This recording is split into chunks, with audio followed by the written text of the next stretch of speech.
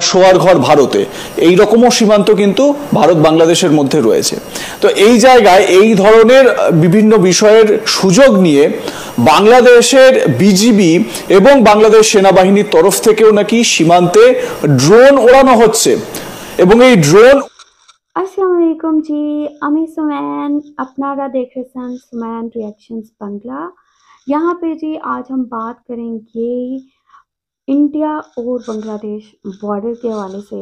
यहाँ पे इंडिया बहुत ज़्यादा खौफजदा हुआ है। खौफजदा क्यों हुआ है? बांग्लादेश ने अब एक नई एक्टिविटी स्टार्ट कर दी है और ये एक्टिविटी स्टार्ट कर दी है चिकन नेक पे। चिकन नेक पे जी बांग्लादेश ने अपने जो TB2 ड्रोन्स हैं उनको उड़ाना शुरू कर दी है। इंडिया इन TB2 ड्रोन्स को देख के कितना ज़्यादा खौफजदा हो गया है, अभी आप लोगों के साथ ये रिपोर्ट शेयर करते हैं। बहुत इंटरेस्टिंग रिपोर्ट है, इसको आप लोगों ने आखिर तक देखना है। देन मैं आप लोगों के साथ बहुत अहम किस्म की बातें जो है शेयर करने वाली हूँ इस बॉर्डर के हवाले से और यहाँ पे आगे कौन सी चीज़ें होने वाली हैं। तो वीडियो आप लोगों ने स्किप नहीं करनी। वीडियो देखने से पहले चैनल पे न्यू है तो चैनल को सब्सक्राइब और बेल आइकॉन को क्लिक करें। तो चलते हैं, देखते हैं ये इंडिया की रिपोर्ट। Let's go.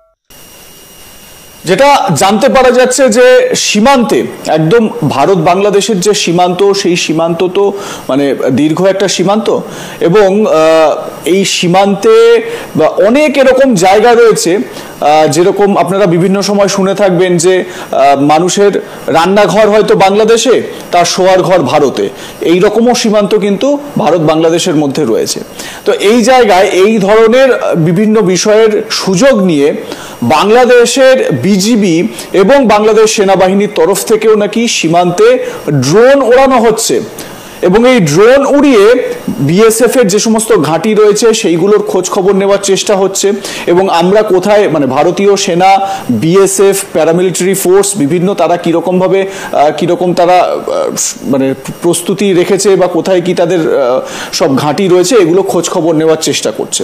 আমরা এই বিষয়টা নিয়ে আমি একটু স্যারের কাছে আসবো। সমীর মিত্র আমাদের সঙ্গে রয়েছেন, প্রাক্তন বিএসএফ ডিআইজি। স্যার, আমি একটা জিনিস যেটা মানে জানতে চাইছি আপনার কাছে, যেটা শুনতে পারা যাচ্ছে বিভিন্ন খবরের কাগজে এই আর্টিকেলগুলো সামনে আসছে, সেটা হচ্ছে গিয়ে টার্কিশ ড্রোন হাতে পেয়েছে এই বাংলাদেশ।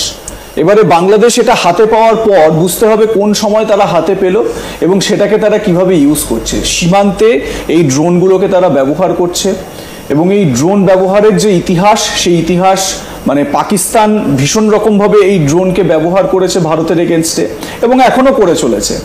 সেই জায়গায় দাঁড়িয়ে সীমান্তে এইরকম একটা অ্যাক্টিভিটি আমাদের প্রতিবেশী একটি দেশের তরফ থেকে, এটা তো খুব একটা ভালো বিষয় নয়। ওই যে আপনি একটু আগে বললেন না, কেউ যেন বাঁধরামি না করে, তো এটা তো সেই বাঁধরামিই হয়ে যাচ্ছে। না, আমি একদম ঠিক কথা। এতে একটা জিনিস এক্সপোজ হলো যে turkey is helping Bangladesh. In turn, also Pakistan has already taken over Bangladesh, probably strategically and warfare wise. এখন এই যে জায়গাটা ড্রোনটা, এই ড্রোনটা টার্কিশ ড্রোন, ভিয়াক্তিয়ার নামের নামটা, এবং মানে যদিও এটা আমাদের মানে বন্ধু দেশ বর্তমানে নয়, তাদের দিয়েছে, আমি নিশ্চয়ই খুশি হব না, কিন্তু যে মেশিনের যে গুণ সেটা তো আমাকে মানতেই হবে এবং আমাকে তৈরি থাকতে হবে তাকে কাউন্টার করার জন্য। এখন এরা এই যে ড্রোনটা, আমি বহু বছর আগে যখন ড্রোন প্রথম আমরা আমাদের মানে পাকিস্তান থেকে অ্যাপ্লাই করেছিল একদম সীমান্তে ইয়েতে আমাদের জম্মু কাশ্মীরে, তখন আমি যখন ওটা দেখলাম, তারপরে দেখা গেল যে আবার পরের দিন হয়েছে, তখন আমি এক জায়গায় আলোচনায় বলেছিলাম সেমিনারে যে drone is going to be a very important part in the future warfare. কারণ এই জন্য আমি বলছি future warfare, drone itself has got no power, তাকে মনিটর মানে তাকে গাইড করতে হচ্ছে, কন্ট্রোল, আন্ডার কন্ট্রোল।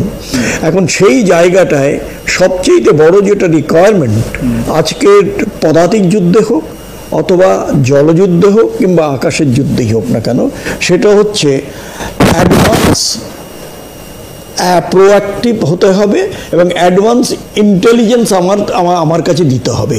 এখন হিউম্যান পসিবিলিটি সব জায়গায় সবসময় হয় না যে হতে পারে। এবং আমি মানে দুঃখের সঙ্গে বলবো যে বেশ কিছু হয়তো আমাদেরও আছে যে আমরা যথাসময় সতর্ক নই, এবং আমরা এইটা যে এই আমার পারিপার্শ্বিক জগতে কি হচ্ছে সেই ব্যাপারে কিন্তু আমরা খুব বেশি খবর সংগ্রহ করার আমরা দেখাইনি আমাদের ইচ্ছা, তাহলে হয়তো এটা এতটা আমাদের এতটা বাড়তে পারতো না। আজকে যে যারা আজকে এই বাংলাদেশে বসে বিভিন্ন দলের হয়ে গেছে, বিভিন্নভাবে তারা আমাদের খারাপ কথা বলছে, সেটা অবশ্য বলবে, মানে আমরা তাতে দেওয়ার কোনো কারণ নেই, গুরুত্ব দেওয়ার।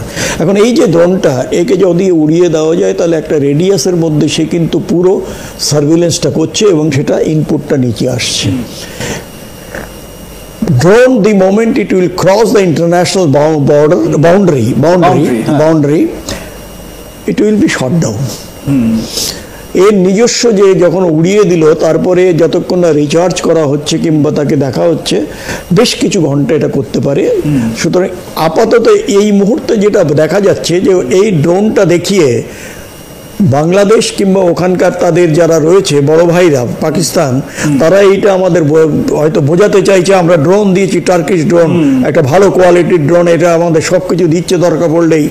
ওর নিজস্ব তো কোনো ফায়ারিং ক্যাপাবিলিটি, ওর কোনো ওয়ার ক্যাপাবিলিটি নেই। ইন্টেলিজেন্সে ও আমাদের হয়তো দিয়ে দিতে পারে, এবং ওরা বলে যাচ্ছে যে দে আর ফেসিং ইন্ডিয়া। আমরা যথেষ্ট তোমাদের আজকে ভারতবর্ষের তোমাদের এই যে স্বাধীনতা, আজকে তাই সেটাকে স্বাধীনতা বলো না বলো, 1971 যে স্বাধীনতা, সেই স্বাধীনতায় এখনো বাংলাদেশের মাটি খুললে বোধহয় সেই রক্ত চাপ দেখা যাবে যেটা আমাদের ছেলেরা দিয়েছে। সুতরাং সেই জায়গাটায় আমরা কোনোদিন ভাবতে পারিনি যে এত বেশি তারা কি বলবো যে বিশ্বাসঘাতক হবেন। যাই হোক, ওরা তারা যেই করুক না কেন, এর মধ্যে আরও একটা ক্যাপাবিলিটি কিন্তু ড্রোনের রয়েছে, সেটা হচ্ছে they can carry some weight of load, এবং সে load can be in terms of ammunition, it can be in terms of even the firearms, or like in the Western theater, it can be the drugs. Sir, আমি এখানেই আপনাকে একটা প্রশ্ন করব, সেটা হচ্ছে আমরা রাশিয়া ইউক্রেন যুদ্ধ দেখছি, 3 বছর হয়ে গেল।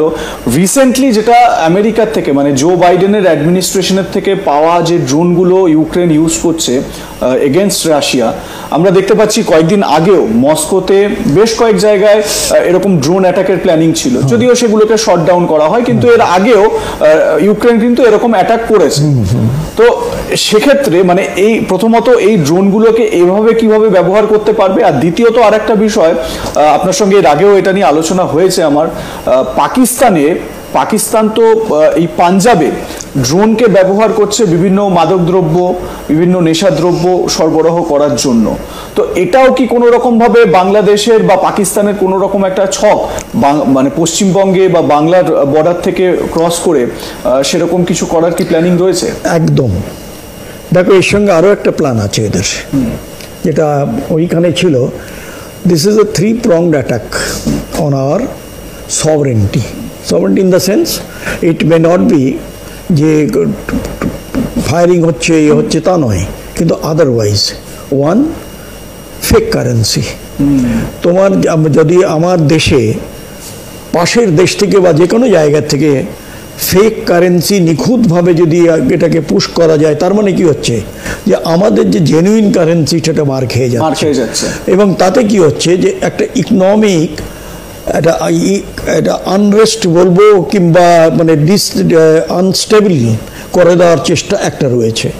সেকেন্ডলি, আজকে যদি দেখে আমরা যে বর্ডার পপুলেশন কিংবা যারা সীমান্তে থাকে কিংবা যারা আর্মিতে রয়েছে, তাদের যদি আমরা মাদকাসক্ত করে দিতে পারি, তাহলে যুদ্ধের অর্ধেক যুদ্ধ তো ওখানেই জিতে গেল।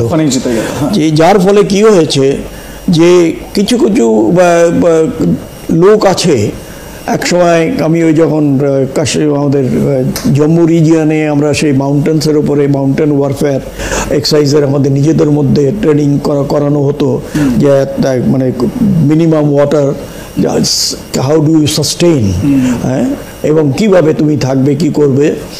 তো সেইটা যেটা আমরা দেখি তাতে দেখা যাচ্ছে যে এই যে ড্রোন ইয়েটা আমরা নয় ওয়েস্টার্ন থিয়েটারে চেষ্টা চলছে, আগেও চলেছে এখনও, এবং সেই জায়গায় দেখা যাচ্ছে যে 3 কিলো 5 কিলো 10 কিলো এরকম হেরোইন আসছে, যার market value is very very high. কিন্তু মার্কেট ভ্যালুর তো কিন্তু ওরা নয়, ওরা চাইছে যে একটা পার্টিকুলার জেনারেশন তাদের আমরা ফিজিক্যালি মেন্টালি যেন কেন ক্লিপও করে দিই, ক্লিপ করে দিই। বিশেষ করে যারা মার্শাল রেস, তাদের যদি এই একটা ঘেরাটোপের মধ্যে যদি আমরা আনতে পারি, যেখানে ওপিয়াম হোক আর হেরোইন হোক, যাই হোক না কেন, সেইটার যদি তার দাস হয়ে পড়ে এরা, তখন কিন্তু এটা খুবই মানে খারাপ দিকে এগিয়ে যাবে। এখন যারা আছেন, আমি তো বলবো যারা, এটা এমন কিছু নয়, যারা এইসব মাদকের ব্যবসা করেন, ইস্টে হোক ও ওয়েস্টে হোক, আমি তো বলবো যে তাদের আইডেন্টিফাই করো, তাদের অ্যারেস্ট করা দরকার, এবং ওদের ওইভাবে এমন সাজা দাও যাতে, এটা তো একটা মাস কিলিং এর সময় নয় কি, এটা তুমি হাতিয়ার ধরছো না, কিন্তু তুমি মানুষকে অকেজো করে দিচ্ছ, তাকে মানে ক্রল করে সে মানে যদি একটা ড্রোন একটা একটুখানি মাদক পাওয়ার জন্য একটা সে প্যাকেট ছোট ছোট সেই পাওয়ার জন্যে। সুতরাং এই যে তিনটে, এটা কিন্তু বাংলাদেশ কোনদিন মানে করেনি। কিন্তু আমার যেটা এখন মনে হচ্ছে, ড্রোনের সাস্টেনেবিলিটি কিংবা তার ইয়ে যে कैपेबिलिटी। ओके जी, ये रिपोर्ट आप लोगों ने देखी है।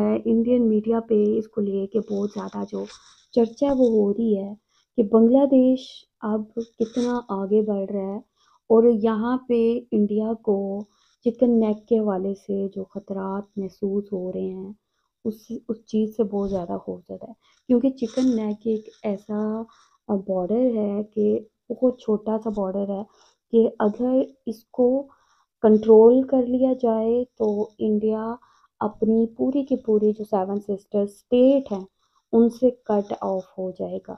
अभी यहाँ पे बांग्लादेश कहा जा रहा है कि बांग्लादेश ने चाइना के साथ मिल के यहाँ पे एक्टिविटी स्टार्ट कर दी है, और इंडिया की जो बॉर्डर एक्टिविटीज़ हैं उन पे नज़र रखना शुरू कर दी है। यहाँ इंडिया को इस चीज़ को लेके बहुत ज़्यादा सिक्योरिटी खदशात हो रहे हैं। वैसे यहाँ पे बांग्लादेश को मैं सल्यूट करूँगी। बांग्लादेश बहुत बहुत ज़्यादा बॉर्डर लाइन पे इंडिया को टक्कर दे रहा है, और हर जगह पे जहाँ भी देखें बांग्लादेश इंडिया के साथ क्या, इंडिया के आमने सामने खड़ा है। ठीक है, वेल यही वजह है कि इंडिया इस चीज़ को लेके बड़ा ज़्यादा परेशान है कि हो क्या रहा है कि बांग्लादेश अपने जो TB2 ड्रोन्स हैं अब वो बॉर्डर लाइन पे उसने उड़ाना शुरू कर दिए हैं, और जो एक मॉनिटरिंग है वो करना शुरू कर दी है। अब यहाँ पे अगर बांग्लादेश इस एरिया पे कब्जा कर लेता है, इस चिकन नेक को कंट्रोल कर लेता है, तो पूरी की पूरी 7 सिस्टर स्टेट को बांग्लादेश की फोर्सेस अपने कब्जे में ले सकती हैं। तो ये एक बहुत बड़ी तलवार है, खतरे की घंटी है, एक तलवार है जो इंडिया के सर पे लटक रही है। सो यही वजह है कि इंडियन मीडिया चैनल्स पे इसको लेके बहुत ज़्यादा बहस हो रही है, और इंडिया ये सोचने पे मजबूर हो गया है कि यार हम करें तो क्या करें, क्योंकि बांग्लादेश जैसी कंट्री जिसको इंडिया किसी खाते में नहीं लेता था, अब वो इतनी आगे बढ़ गई है कि अब चिकन नेक पे बांग्लादेश ने नज़र अपनी रख ली है। आप लोग क्या कहेंगे? आप लोगों का क्या पॉइंट ऑफ व्यू इस हवाले से? आप लोग जो भी कहना चाहते हैं लाजमी बताएं कमेंट सेक्शन में। वीडियो को लाइक और शेयर लाजमी करें। अपना ख्याल रखें अपने चैनल का भी। I will see you till then, take care, अल्लाह हाफिज़, बाय।